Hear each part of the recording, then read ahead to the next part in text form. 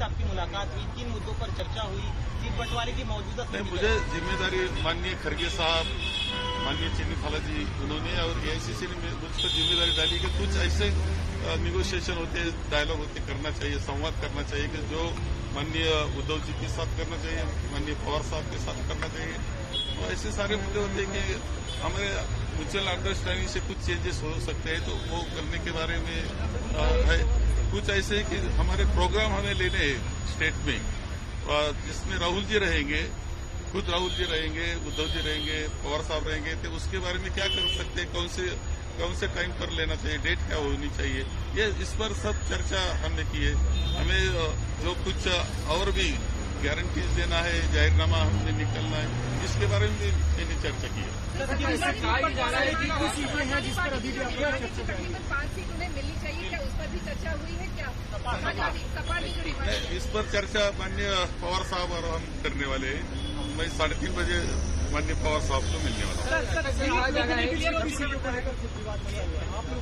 विवाद फंसा ऐसा नहीं है, अभी चल रहा है वो म्यूचुअल अंडरस्टैंडिंग में चल रहा है।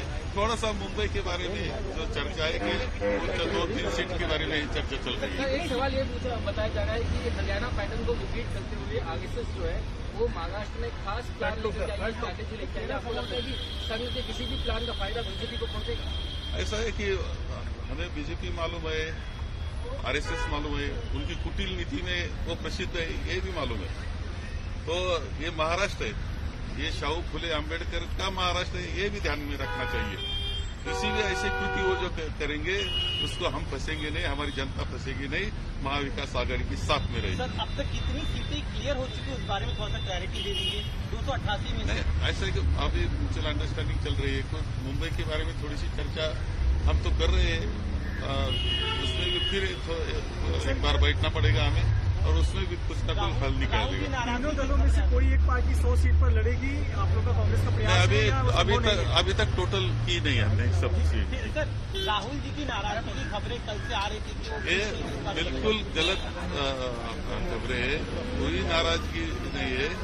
वो है ऐसा होता है कि ये सीट क्यों नहीं मिला, वो सीट क्यों नहीं मिला, ये मिलना चाहिए, वो मिलना, इतने तक हो सकती है। इसका मतलब जब 3 पार्टी इकट्ठी होती है तो ये चर्चा होने वाली है, तो इस पर चर्चा हो गई, लेकिन नाराजगी ये कोई गलत ऐसा